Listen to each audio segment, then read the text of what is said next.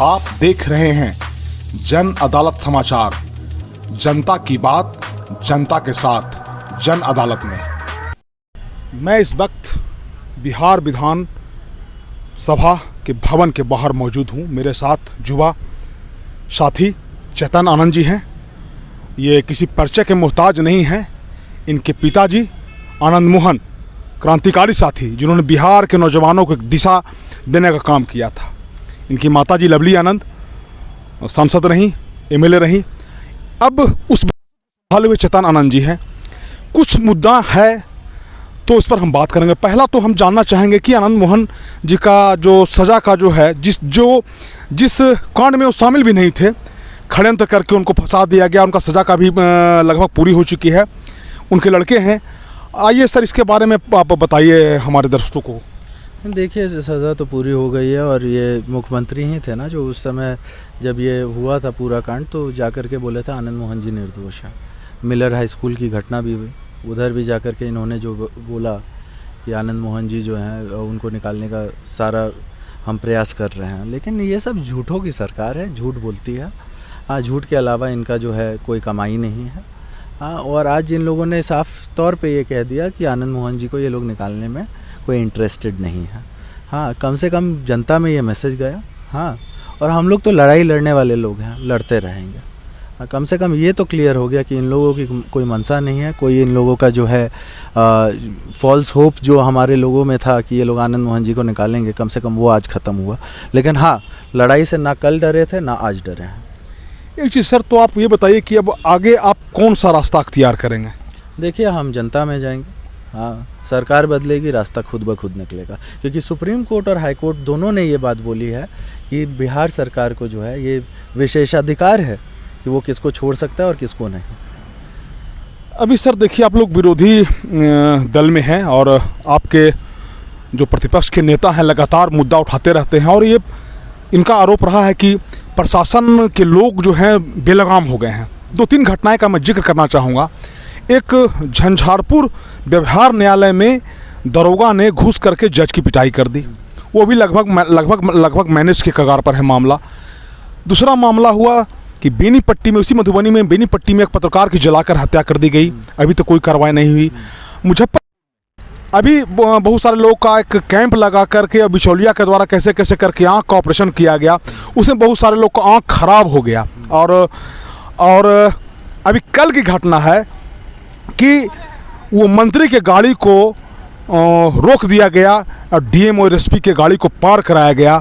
ये सारा जो क्रियाकलाप बिहार में चल रहा है, तो विरोधी दल के, विरोधी पार्टी के आप विधायक होने के नाते कैसे देखते हैं? चूँकि आप लोग आने वाले समय में बिहार के दशा और दिशा को तय करने वाले हैं। अभी आप लोग का शुरुआत है, इसको आप किस रूप में लेते हैं, ज़रा बताइए। नहीं, ये कम से कम आपको ये हम बताते हैं कि जब तक सरकार नहीं बदलेगी उपाय नहीं होगा। जिस तरीके से भ्रष्टाचार जिस तरीके से बढ़ा हुआ है, या फिर आप बात कीजिए कि यहाँ का जो कुव्यवस्था है, कुशासन जो हम लोग बोलते हैं, ये सब छुपाई हुई बात कहाँ है? ये तो सब लोगों के सामने है। जो धांधली चल रही है, जो माफिया इन लोगों ने, दारू माफिया पैदा कर दिया, इन लोगों ने बालू माफिया पैदा कर दिया, साइड बाय साइड एक ब्लैक इकोनॉमी इन लोगों ने जो है वो कर दिया, जिससे इनकी पार्टी चलती है। तो ये कौन सा, जो जनता नहीं देख रही है, जनता सब देख रही है। इस बार तो इन लोगों का ऑपरेशन भी हो गया था, लेकिन चोर दरवाजे से किस तरीके से ये लोग आए हैं यही लोग जानते हैं। तो ये चेतन आनंद जी थे। इनका तो सर ये स्वास्थ्य विभाग का जो स्थिति है, जिसको मंगल पांडे जी देख रहे हैं, तो आप इतने लोग का आँख, गरीब लोग, जो गरीब गुरबा आदमी है उसका आँख ख़त्म हो गया, तो इसको आप कैसे सरकार से कुछ मांग करते हैं या कैसे देखते हैं इसको? नहीं, ये तो अब क्या हम बोलें, ये तो दुर्भाग्यपूर्ण है ना। कि मतलब आपके राज्य में जिस तरीके से ऑपरेशन करके लोगों का आँख ख़राब कर दिया गया, अब क्या होगा उन लोगों का? उन लोगों का फ्यूचर आप लोगों ने तबाह कर दिया। कौन जिम्मेवार है? और सरकार जब जिम्मेवारी लेने की बात होती है तो जिम्मेवारी लेने के लिए भी तैयार नहीं है। तो ये तो ऐसी सरकार, निकम्मी सरकार को हम लोगों का दुर्भाग्य है कि हम लोग झेल रहे हैं। और ये डीएम और एसपी के काफिले को, ये मंत्री के गाड़ी को, बिहार सरकार के मंत्री को गाड़ी को रोक दिया गया और डीएम और एसपी के काफिले को पार कराया गया। इसको कैसे देखते हैं आप? नहीं, तो ये सारी बात अफसरशाही बिल्कुल चरम पे है ना। अफसरशाही का बोलबाला है, इसके अलावा हम क्या बोल रहे हैं? तो आप ये मानते हैं कि सारा जनता, अब ये सारा जनता के हाथ में है? जनता के हाथ में, जनता को अब जो है, जनता ने तो इस बार इन लोगों को खारिज कर ही दिया था, लेकिन किस तरीके से चोर दरवाजे से ये लोग आए हैं, ये छुपाई हुई बात नहीं है। खैर, जनता हिसाब करेगी और खूब हिसाब करेगी। ये युवा साथी चेतनानंद जी थे। ये चूँकि बिहार विधानसभा, बिहार के दशा और दिशा तय करने वाले लोग यहाँ बैठते हैं। इनका कहना है कि जब ऐसे लोग जब आँख पर पट्टी बांध लेंगे, जिनका स्वास्थ्य विभाग का ऐसा हालत है कि वहाँ ऑपरेशन किया गया, सारे लोग का आँख खराब हो गया।